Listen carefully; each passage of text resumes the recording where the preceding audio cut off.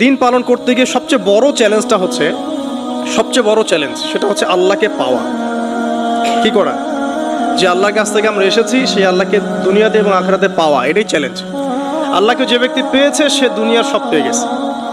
আল্লাহকে যে পায় নাই সে আসলে কিছুই পায় না, ইহকাল পরকালের কিছুই পায় না। এখন আমরা আল্লাহকে পাবো কিভাবে, এটা বড় প্রশ্ন না? যে আল্লাহর কাছ থেকে, যে জান্নাত থেকে আমরা পৃথিবীতে চলে আসলাম, সেই জান্নাতে যেতে হলে তো আমাকে আল্লাহকে পেতে হবে। আল্লাহকে পেতে হলে আমার কি কি করণীয়, খুব শর্ট করে আমি কয়েকটা পয়েন্টস আপনাদেরকে শেয়ার করছি। 1 নাম্বার, আল্লাহকে পেতে হলে অবশ্যই তার নবী মুহাম্মদ সাল্লাল্লাহু আলাইহি ওয়াসাল্লামকে অনুসরণ করতে হবে। এছাড়া আল্লাহকে পাওয়ার দ্বিতীয় কোনো পথ নাই। আল্লাহকে পেতে হলে অবশ্যই তার নবী মুহাম্মদ সাল্লাল্লাহু আলাইহি ওয়াসাল্লামের আদর্শগুলো জীবনের প্রতিটা ক্ষেত্রে বাস্তবায়ন করতে হবে। চলাফেরা, ওঠা বসা, খাওয়া দাওয়া, ইস্তেঞ্জা করা, মুআমালাত, ব্যবসা বাণিজ্য, অর্থনীতি, সমাজ, রাষ্ট্র, সব ক্ষেত্রে আপনাকে মুহাম্মদ সাল্লাল্লাহু আলাইহি ওয়াসাল্লামের তরিকা, আদর্শটাকে ফলো করতে হবে। তাহলে আপনি আল্লাহকে পাবেন ইনশাআল্লাহ। যে ব্যক্তি আল্লাহকে পেয়েছে সে দুনিয়াও পেয়েছে, আখিরাতও পেয়েছে। যে আল্লাহকে পায় নাই, দুনিয়াও বরবাদ, আখিরাতও বরবাদ। 1 নাম্বার তাহলে কি কাজ? আল্লাহ পাকের সর্বশেষ নবী মুহাম্মদ সাল্লাল্লাহু আলাইহি ওয়াসাল্লামকে অনুসরণ করা, তার আদর্শ মেনে চলা। 1 নাম্বার। 2 নাম্বার হচ্ছে 5 ওয়াক্ত নামাজ। আল্লাহকে পেতে হলে নামাজ লাগবে। নামাজ নাই, আল্লাহ নাই। ওয়াস্তাঈনু বিস-সাবরি ওয়াস-সালাত। তোমরা সবর এবং সালাতের মধ্য দিয়ে আল্লাহর সাহায্য প্রার্থনা করো। আমরা এই জন্য নামাজে বলি ইয়াকা না'বুদু ওয়া ইয়াকা নাস্তাঈন। আমরা শুধু আপনারই ইবাদত করি এবং আপনার কাছেই সাহায্য প্রার্থনা করি। আল্লাহকে পেতে হলে নামাজের কোনো বিকল্প নাই। যে ব্যক্তি নামাজ পড়ে না, আল্লাহর সাথে নো কানেকশন। আপনি যে কোনো কিছু চাচ্ছেন, সিজদায় পড়ে আল্লাহর সামনে আত্মসমর্পণ করেই চাইতে হবে। ওয়াসজুদ ওয়াক্তারিব। আল্লাহ কি বলেছেন? সিজদা করো, নিকটবর্তী হও। তো ব্যাখ্যা অনেক করা যায়। নামাজ না পড়লে কিন্তু মানুষ কুফরিতে লিপ্ত হয়। যে ব্যক্তি মান তারাকা সালাতান মুতাআম্মিদান ফাকাদ কাফারা, যে ব্যক্তি সালাতকে অস্বীকার করে, ফরজ নামাজকে অস্বীকার করে, সেই ব্যক্তি কিন্তু কুফরিতে চলে যায়। ঠিক আছে? তারপরে বাইনা রাজুলি ওয়া বাইনা শিরকি ওয়াল কুফরি তারকুস সালাত। একজন মুমিন বান্দা এবং অমুসলিমদের মধ্যে পার্থক্যই নামাজ। নামাজের বিষয়ে অনেক কথা আমি আগেও বলেছি, আপনারা শুনেছেন, অন্য আলেমদের কাছেও শুনেছেন। এক বাক্যে নামাজ না পড়লে ইসলামের রশিটা কেটে যাবে। মুআয বিন জাবালকে নবী সাল্লাল্লাহু আলাইহি ওয়াসাল্লাম বলেছেন যে যদি মান তারাকা সালাতান মুতাআম্মিদান, কেউ যদি সালাতকে ইচ্ছা করে ছেড়ে দেয়, ফাকাদ বারিয়াত মিন জিম্মাতিল্লাহ, সে ব্যক্তি আল্লাহর জিম্মেদারি থেকে মুক্ত হয়ে যাবে। তার উপর আল্লাহর কোনো জিম্মাদারি নাই, আল্লাহর নিরাপত্তা, জিম্মাদারি থেকে সে মুক্ত। তো 5 ওয়াক্ত নামাজ আল্লাহ পাক আমাদের সবাইকে জামাতের সাথে পড়ার তৌফিক দান করুন। এর পাশাপাশি নফল নামাজ বাড়িয়ে দেওয়ার তৌফিক দান করুন। এবং স্পেশালি তাহাজ্জুদের নামাজ যদি পারেন, 2 রাকাত হলেও নিয়মিত তাহাজ্জুদের নামাজ পড়ার তৌফিক আল্লাহ পাক আমাদেরকে দান করুন। আর নামাজের বাহ্যিকতা নিয়ে এত বেশি ঝগড়ায় যাবে না। এখন আমরা যত ঝগড়া নামাজের বাহ্যিকতা নিয়ে, হাত বাঁধা, রফুল ইয়াদাইন, আমিন আর পায়ে পড়া, এগুলো নিয়ে ঝগড়া শেষ আছে? নাই। ইসলামের বিরোধী শক্তিরা হাত ভেঙে ফেলার পায়তারা করে ফেলেছে অলরেডি। হাতই না থাকলে আপনি বাঁধবেন কোথায়?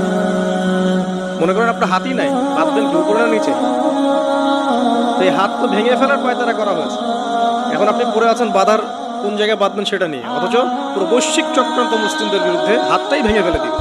তুই বাঁধবি কোথায় হাত? তারপর দেখলাম এটা আমরা বুঝতে পারি না। এটা বোঝার জন্য যে জ্ঞান, ইলম, নূর দরকার, তা তো নাই আমাদের মধ্যে। এই জন্য আপোষের ঝগড়া নিয়ে পড়ে আছে। যে ছোটখাটো যে ইখতিলাফি মাসআলাগুলো চলে আসছে দীর্ঘদিন থেকে, এগুলোর কোনো সমাধানে আসতে পারবে না কিন্তু কেউ। পক্ষে বিপক্ষে কথা চলতেই থাকবে কেমন করবে, ওইগুলো নিয়ে আমরা ব্যস্ত আছি। তা আমি রিকোয়েস্ট করবো নামাজের আধ্যাত্মিকত্বের দিকে ফোকাস করুন। নামাজের আধ্যাত্মিকত্ব কি? আপনি আল্লাহর সামনে দাঁড়িয়েছেন, দুনিয়ার সাথে এখন আপনার কোনো সম্পর্ক, আপনি এবং আল্লাহ, মাঝখানে কিছু নাই। নামাজে যা পড়ছেন, সূরা ফাতিহা, অন্যান্য সূরা, রুকু, তাসবিহ, সিজদা, তাশাহুদ, অর্থ বোঝার চেষ্টা করুন এবং অর্থের দিকে ফোকাস করেন, আল্লাহকে পাবেন ইনশাআল্লাহ। সিজদায়, রুকুতে যখন যাচ্ছেন, আপনি চিন্তা করেন যে আপনি মহাবিশ্বের মহা শক্তিধর আল্লাহ রাব্বুল আলামিনের সামনে মাথা নত করেছেন। আপনি চিন্তা করেন যে আল্লাহ আপনাকে দেখছেন। এখন যখনই মানুষ নামাজে দাঁড়ায়, আল্লাহ পাক তার দিকে দৃষ্টি নিবদ্ধ করেন। এবং যখন মানুষ এদিক ওদিক তাকানো শুরু করে নামাজে, আল্লাহ পাক মুখ ফিরিয়ে দেন। হ্যাঁ, নামাজে ওই যে আমরা যে ডিজিটাল নামাজ পড়ি না, এখন ডিজিটাল মানে 4 রাকাত নামাজ 4 মিনিটে শেষ। এক রুকু করলে সিজদা পাওয়া যায় না, সিজদার তাসবিহ পড়লে আবার এদিকে দেখা যায় যে দ্বিতীয় সিজদায় চলে গেছে অলরেডি ওঠার আগে। অনেক ক্ষেত্রে ইমাম সাহেবরা খুব দ্রুত নামাজ পড়েন, অনেক দ্রুত পড়েন। এত দ্রুত নামাজ পড়াবেন কেন? নামাজ জামাতে পড়লে সংক্ষিপ্ত করতে বলা হয়েছে, কিন্তু এত দ্রুত তো পড়তে বলা হয়েছে। এখনো দেখবেন মক্কা মদিনায় গিয়ে নামাজ দেখবেন, মাশাআল্লাহ, নামাজটা তাদের মাশাআল্লাহ, এটার প্রশংসা না করলে ঠকা যাবে।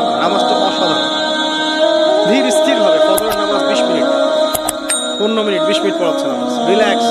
নামাজে দাঁড়ালে চমৎকার তেলাওয়াত হচ্ছে, আপনি ভুলে যাচ্ছেন নিজে। তেলাওয়াত হবে চমৎকার, এবং সবচেয়ে ভালো যিনি তেলাওয়াত করতে পারেন তাকে নামাজে দিতে হবে। রিল্যাক্সে নামাজ পড়বে। ক্ষেত্র বিশেষে আপনি শর্ট করতে পারেন, কিন্তু সব সময় কেন আমরা 4 রাকাত নামাজ 3 মিনিটে শেষ করে দিব? আবার নামাজের পর দোয়াটা হবে লম্বা, অথচ নামাজটাই ছিল দোয়া, নামাজটাই কিন্তু দোয়া। এখন সেজদায় আমরা যদি কান্নাকাটি করতে না শিখি, আল্লাহর সামনে আমি মাথা নত করেছি, এখানে নিজের মনের যত আবেগ আকুতি দোয়া এগুলো আল্লাহর সামনে ঢেলে না দিতে পারি, এই দোয়া কালাম না শিখি, তাহলে তো নামাজের আধ্যাত্মিকতা অর্জন হলো না। সাহাবীরা কেমন করে নামাজ পড়তেন যে নামাজ পড়ার পরেও তাদের গা থেকে তীর বের করা যায়? কিভাবে তারা নামাজ পড়তেন? নবী সাল্লাল্লাহু আলাইহি ওয়াসাল্লাম কিভাবে নামাজ পড়তেন যে নামাজ পড়ার ফলে তার পা মোবারক ফুলে যেত? 1 রাকাতে তিনি 4 পারা কোরআন তেলাওয়াত করতে পারলেন কিভাবে? তাদের নামাজ আর আমাদের নামাজ, আল্লাহ রাব্বুল আলামিন তার রাসূলের মাধ্যমে একটা হাদিসে জানিয়েছেন যে এমনও অনেক নামাজি আছে, নাউযুবিল্লাহ, আল্লাহ পাক আমাদেরকে তাদের অন্তর্ভুক্ত না করুন, যে নামাজ পড়ার পরে আল্লাহ রাব্বুল আলামিন এই নামাজটাকে ওই নামাজের মুখের উপর নিক্ষেপ করে দেয়, তোমার নামাজের আমার কোনো দরকার নেই। আল্লাহ পাক আমাদেরকে হেফাজত করুন।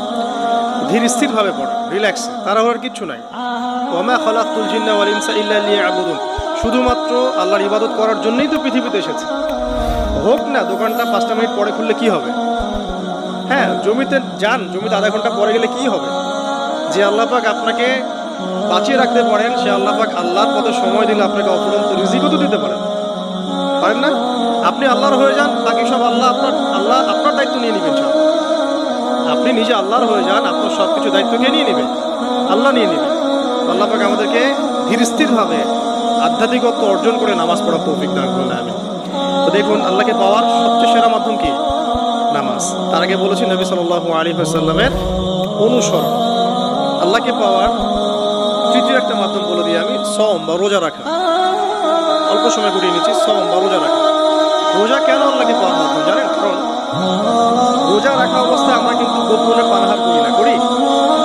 আমরা রোজা রেখেছি, গোপনে কিন্তু পানি খেতে পারি, কেউ দেখবে না। গোসল করছেন, আপনি পানি খেতে পারেন, কেউ দেখবে না। লুকিয়ে লুকিয়ে আপনি কিন্তু খাবার খেতে পারেন, কেউ দেখবে না, বাসায় কেউ নাই দেখা, কিন্তু আপনি খান না। আপনি সবর করেন, সহ্য করেন, একদম সূর্যাস্তের সময় গিয়ে আপনি ইফতার করেন। এই যে কাজটা আপনি কেন করেন? কারণ আপনি ফিল করেন যে আল্লাহ আপনাকে দেখছেন। কেউ আপনাকে দেখুক না দেখুক, আল্লাহ আপনাকে দেখছেন। এটাই হচ্ছে ইহসান, এটাই হচ্ছে আল্লাহ পাকের মারিফতকে উপলব্ধি করা। আল্লাহ রাসূল সাল্লাল্লাহু আলাইহি ওয়াসাল্লাম বলেছেন, ইহসান হচ্ছে আন তা'বুদাল্লাহা কাআন্নাকা তারাহু, তুমি এমন ভাবে আল্লাহর ইবাদত করবে যেন তুমি আল্লাহকে দেখছো।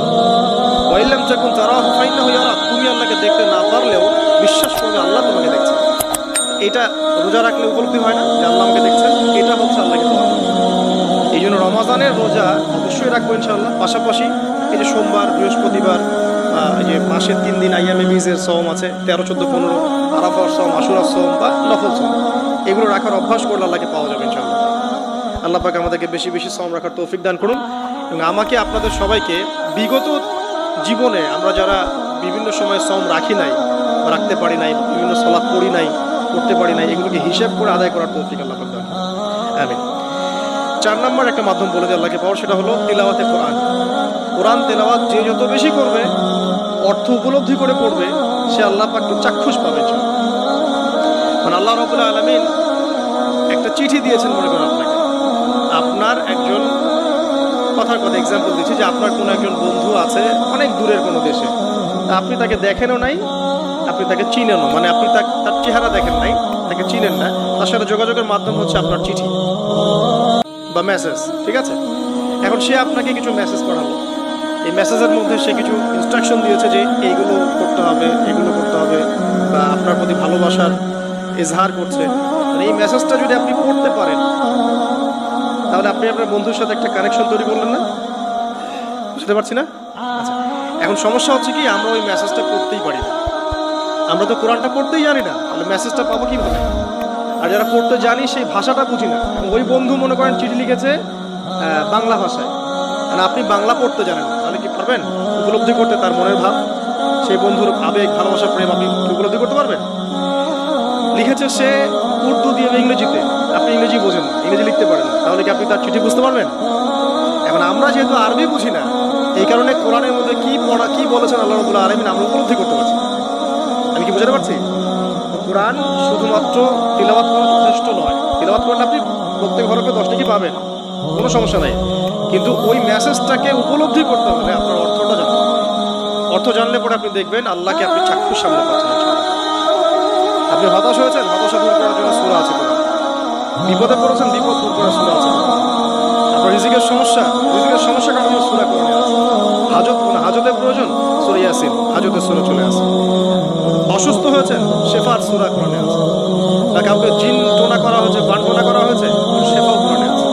এমন কোনো বিষয় নাই যেটা আল্লাহ রাব্বুল আলামিন কোরআনের মধ্যে নাযিল করেন। ব্যবসা করতে চান, কোরআন কথা বলুন, ঠিক আছে? আপনি সামাজিক বিষয়ে ডিল করতে চান, সূরা হুজুরাত কথা বলুন।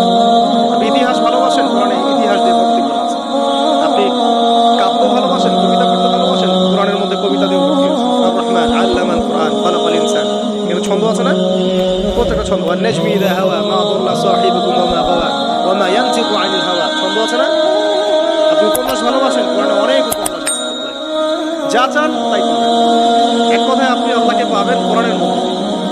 কোরআনের সাথে যার সম্পর্ক যত বেশি, আল্লাহর মারিফত সে তত বেশি পাবে ইনশাআল্লাহ। 4টা বলেছে না? 5 নাম্বার হচ্ছে হজ উমরা করা। আল্লাহ পাক আমাদের সবাইকে বেশি বেশি করার তৌফিক দেয়। হজ এবং উমরা এমন কিছু কাজ আছে যে কাজগুলো সরাসরি আপনার সাথে আল্লাহ পাকে কানেকশন করে। আরাফার মাঠে যাবেন, ওই মাঠে কি কিয়ামত হবেন? আল্লাহকে চিনতে পারবেন এখানেই। তারপরে যে সাই করেন না, সাফা মারওয়া সাই করেন, ওখানে গেলে আপনি বুঝতে পারবেন যে কিভাবে ইসমাইল আলাইহিস সালামকে পানি দেওয়ার জন্য তার মা হাজরা এখানে দৌড়াদৌড়ি করেছে। বাইতুল্লাহ দেখবেন, আপনি চিনবেন যে আল্লাহর তাওহীদ কি জিনিস। চোখে দেখার সাথে সাথে আপনার ভিতরে এমন একটা ফিলিংস আসবে যেটা ভাষায় প্রকাশ করা যায়। চোখে দেখার সাথে সাথে এমন একটা ফিলিংস আসবে, আপনাকে আমি এটা ভাষায় প্রকাশ করে বোঝাতে পারবো না।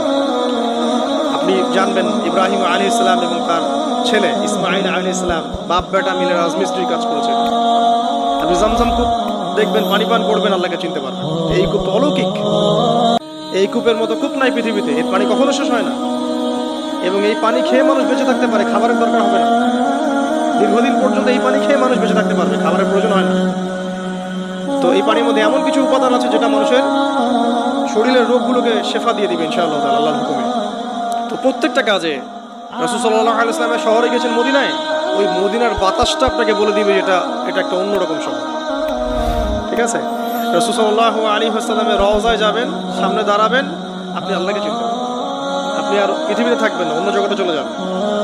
ওই যে বাকিউল গারকাত আছে, সাহাবীদের কবরস্থান জান্নাতুল বাকি, ওখানে ঢুকবেন, আপনার কাছে মনে হবে যে পৃথিবীটা আসলে কিছুই না। পৃথিবীর সবচেয়ে সেরা মানুষগুলো এই মাটির নিচে শুয়ে আছে, ওখানে আপনাকে খুবই তুচ্ছ মনে হবে। এই যে বিভিন্ন জায়গায় গিয়ে আল্লাহকে চিনতে পাওয়া, এটা সবচেয়ে ভালো হয় হজ এবং উমরা থেকে।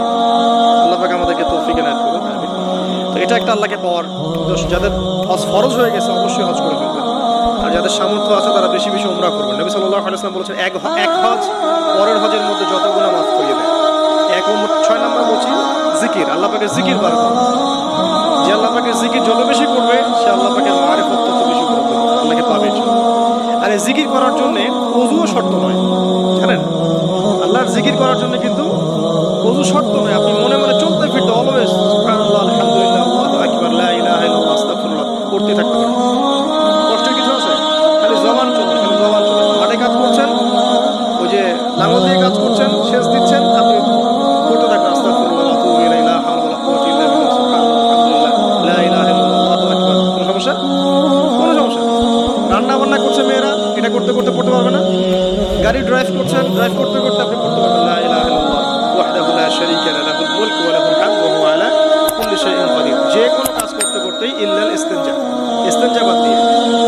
ইস্তিনজা কি জিনিস? প্রসাব পায়খানা। এই সময় এগুলো মুখ দিয়ে বলবেন না, দরকার নেই। আপনি এখানে এরপরে যে সময়গুলো আছে এগুলোতে আপনি জিকির বাড়াবেন। যে যত বেশি জিকির করবে তার কলব তত বেশি পরিচ্ছন্ন। যার কলব যত পরিচ্ছন্ন, আল্লাহর নূর তার কলবে তত বেশি আসবে, সে আল্লাহ পাকে তত কাছে পাবে ইনশাআল্লাহ আযজা ওয়া জাল। 7 নাম্বার দোয়া ইস্তেগফার বাড়িয়ে দেয়। আল্লাহর কাছে বেশি বেশি দোয়া করতে হবে, দোয়া বাড়িয়ে দেয়। দোয়ার জন্য হুজুর ডাকতে হবে না, দোয়ার জন্য আমাকে ডেকে বাসায় খাওয়ানোরও দরকার নেই। দোয়ার জন্য আপনি যথেষ্ট। নামাজে দাঁড়ান, নামাজের সিজদায় দোয়া করেন, নফল নামাজ পড়েন, নফল নামাজের সিজদায় দোয়া করেন, নামাজের পরে হাত তুলে দোয়া করেন প্রয়োজনে, নামাজে সালাম ফেরানোর আগে দোয়া করেন, যে কোনো ভালো কাজ করেছেন তারপর দোয়া করেন, ঠিক আছে? কোরআন তেলাওয়াত করলেন, দোয়া করেন। তাহাজ্জুদের ওয়াক্তে দোয়া করেন, বৃষ্টি পড়ছে তখন দোয়া করেন, ঠিক আছে? মানে দোয়া কবুলের মোমেন্ট, সময়গুলো, আজান হয়েছে, আজান ইকামতের মাঝখানে দোয়া করেন। এই যে এখন খুতবা হচ্ছে, এই সময় দোয়া করেন, দোয়া কবুল হবে। দিনই মসজিদে বসেছেন, দোয়া করেন, দোয়া করতে থাকেন। যত বেশি আপনি দোয়া করতে পারবেন আল্লাহর কাছে, ইনশাআল্লাহ আল্লাহকে আপনি তত কাছে পাবেন ইনশাআল্লাহ। এটা আল্লাহকে পাওয়ার অন্যতম মাধ্যম। এবং ইস্তেগফার, ইস্তেগফার মানে কি? তওবা করা। আস্তাগফিরুল্লাহাল্লাযী লা ইলাহা ইল্লা হুয়াল হাইয়ুল কাইয়ুম ওয়া আতুবু ইলাইহি। এটা বেশি বেশি পড়বেন, দিনে কমপক্ষে 70 বার বা 100 বার পড়ার চেষ্টা করবেন। আল্লাহ পাক তৌফিক দান করুন। কয়টা বলেছি ভাই? 7টা। আচ্ছা, 8 নাম্বার হচ্ছে সদকা করা। সদকা, দান সদাকা আল্লাহর কাছে খুব বেশি পছন্দের। দান সদকা করার জন্য সম্পদ লাগে না, আমার কথা শুনুন। দান সদকা করার জন্য সম্পদ লাগে না, কলিজা লাগে, মন লাগে। বহু বড় বড় মানুষ আছে দান সদকা করতে পারে না, কোটিপতি, যাকাত দেয় না, আছে না? আর বহু গরিব মানুষ ভ্যান চালায়, কৃষি কাজ করে, দেখবেন 100 টাকা দান করে দিল। মন থাকতে হয়, মন, কলিজা বড় থাকতে হয়। যাদের কলিজা বড়, মন বড়, তারা দান সদকা করতে পারবে। আর যার মন বড়, সেখানেই তো আল্লাহ নূর আসবে। সংক্ষিপ্ত মনে কি, সংকীর্ণ মন আল্লাহ নূর কোত্থেকে আসবে? কথা বুঝতে পারে নাই? তো দান সদকা বাড়ান। আপনি 1 টাকা দান করেন, 5 টাকা দান করেন, হালাল রিজিক থেকে 1 টাকা দান করেন, সেটা আল্লাহর কাছে অনেক বেশি পছন্দের। একটা হাদিসে নবী সাল্লাল্লাহু আলাইহি ওয়াসাল্লাম বলেছেন, হালাল উপার্জন থেকে আল্লাহর বান্দারা যখন একটা খেজুরও দান করে, আল্লাহ পাক সেই একটা খেজুরকে আস্তে আস্তে বড় করতে থাকেন, বড় করতে থাকেন, বড় করতে থাকেন। এটা এক পর্যায়ে পাহাড়ের সমান হয়ে যায়।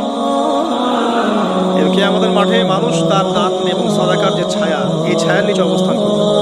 আপনার বিপদ হয়েছে, দান সদকা করেন, বিপদ দূর হয়ে যাবে ইনশাআল্লাহ। জটিল কোনো রোগ হয়েছে, কোনো ডাক্তার ট্রিটমেন্ট করতে পারছে না, সদকা করেন, রোগ ভালো হয়ে যেতে পারে ইনশাআল্লাহ। সদকার ব্যাপক ফজিলত আছে। সদাকা, দান সদাকা, দোয়া, এগুলো তাকদীরের যে বিপদ আপদগুলো আছে না, ঝুলে আছে, আমাদের তাকদীরে বিপদ আছে না, এগুলোকেও সরিয়ে দিতে পারে। এই শক্তি আছে দোয়া এবং দান সদকার মধ্যে। আল্লাহ পাক আমাদেরকে বেশি বেশি সদাকা করার তৌফিক দান করুন, আমিন। আর সদাকা নফল না করতে পারলে কমপক্ষে ফরজ যাকাতটুকু দিবেন, ফরজ যাকাতটুকু দিবেন। কারণ যাকাত, সদকা এবং ব্যবসা, এগুলো হচ্ছে ইসলামিক অর্থনীতির মূল ভিত্তি। এর সাথে কৃষিকাজ। আর দুটো বলে শেষ করে দেই।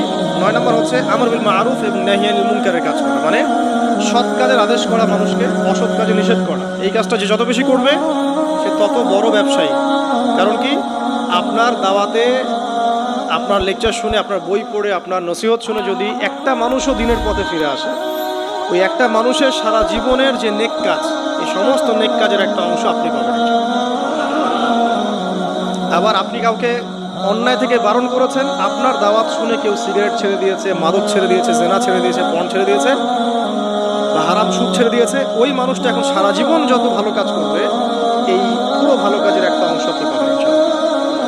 এর চেয়ে বড় কিন্তু কোনো ব্যবসা নাই। এই কাজটা করলে আল্লাহ পাকের রহমত নেমে আসে, আর এই কাজটা ছেড়ে দিলে আল্লাহ পাকের গজব নেমে আসবে। যখন মানুষ ন্যায়ের আদেশ এবং অন্যায় নিষেধ ছেড়ে দিবে, আল্লাহর গজব নেমে আসবে। আর মানুষ যত বেশি সৎ কাজে আদেশ করবে, অসৎ কাজে নিষেধ করবে, আল্লাহর রহমত তত কাছে আসবে ইনশাআল্লাহ। আল্লাহকে পাওয়া যাবে ইনশাআল্লাহ তাআলা। আল্লাহ পাক আমাদেরকে তৌফিক এনায়েত করুন। আর সর্বশেষ একটা বলে শেষ করে দেই, সেটা হলো যে আল্লাহর দিনকে, আল্লাহর দিনের খেদমত করা বা দিনের কল্যাণে নিজেকে নিয়োজিত রাখা। আল্লাহর দিনের খেদমত করা বা দিনের কল্যাণে নিজেকে নিয়োজিত করলে আল্লাহ পাককে পাওয়া যাবে ইনশাআল্লাহ। এই পৃথিবীতে আল্লাহ পাকের সবচেয়ে গুরুত্বপূর্ণ জিনিসটা কি, নিয়ামতটা কি? আল্লাহর দিন না? এই দিন ছাড়া কি পৃথিবীতে আর কিছু আছে? একটা হাদিসে আসছে যে পুরো পৃথিবীটাই তো অভিশপ্ত। পুরো পৃথিবীটা কি অভিশপ্ত? শুধুমাত্র দিনের এলেম অর্জনের জায়গা ছাড়া, তালেবে এলেমদের জায়গা ছাড়া, দিনী মাহফিলগুলো ছাড়া, যেখানে নামাজ হয় এই জায়গাগুলো ছাড়া, বাকি সব অভিশপ্ত জায়গা। তো এখানে পৃথিবীতে সবচেয়ে গুরুত্বপূর্ণ এবং ইম্পর্টেন্ট, আল্লাহর কাছে প্রিয় জিনিসটা কি? আল্লাহর দিন। তো আল্লাহর সেই প্রিয় জিনিসটাকে যারা এগিয়ে নেওয়ার চেষ্টা করবে, সেই দিনের খেদমত করার চেষ্টা করবে, দিনের জন্য একটা মসজিদ করা, একটা মাদ্রাসা করা, হ্যাঁ, একটা কোনো ভালো কোনো প্রকল্প করার চেষ্টা করবে, আল্লাহ পাক কি তাদেরকে রক্ষণাবেক্ষণ করবেন না? আল্লাহ পাক তাদের অভিভাবক হবেন না? নিঃসন্দেহ হবেন ইনশাআল্লাহ। আল্লাহ রাব্বুল আলামিন পবিত্র কুরআনুল কারীমের সূরাতুজ যারিয়াতের 56 নম্বর আয়াতে বলেছেন, বিসমিল্লাহির রহমানির রহিম, ওয়া মা খালাকতুল জিন্না ওয়াল ইনসা ইল্লা লিয়াবুদুন। আমি মানুষ এবং জিন জাতিকে শুধুমাত্র আমার ইবাদত করার জন্যই সৃষ্টি করেছি। আল্লাহ রাব্বুল আলামিন আমাদেরকে পৃথিবীতে পাঠিয়েছেন শুধুমাত্র আল্লাহ পাকের ইবাদত করার জন্যই। এই উদ্দেশ্যে আল্লাহ সুবহানাহু ওয়া তাআলা আদম আলাইহিস সালামকে সৃষ্টি করেছিলেন এবং তাকে আল্লাহ পাক পৃথিবীতে তার খলিফা বানিয়েছেন। আল্লাহর খলিফাকে যে আল্লাহ পাকের বিধান অনুযায়ী দুনিয়ার জীবন পরিচালিত করে এবং মানুষের মাঝখানে বিচার ফয়সালা করে, সে হচ্ছে আল্লাহ পাকের খলিফা। যে ব্যক্তি পৃথিবীতে আল্লাহর বিধানের 5 পয়সা পরোয়া করে না, সে আল্লাহর খলিফা নয়, সে শয়তানের খলিফা। আল্লাহ রাব্বুল আলামিন আদম আলাইহিস সালামকে সৃষ্টি করে তাকে সমস্ত নাম শিক্ষা দিয়েছেন, জান্নাতে পরীক্ষা করেছেন, গাছের কাছে যেও না। ইবলিস প্রতারিত করে আমাদের পিতা মাতাকে জান্নাত থেকে নামিয়ে দিয়েছেন পৃথিবীতে। আমাদের পিতা আর মাতা আল্লাহর কাছে তওবা করেছিলেন, রব্বানা যালামনা আনফুসানা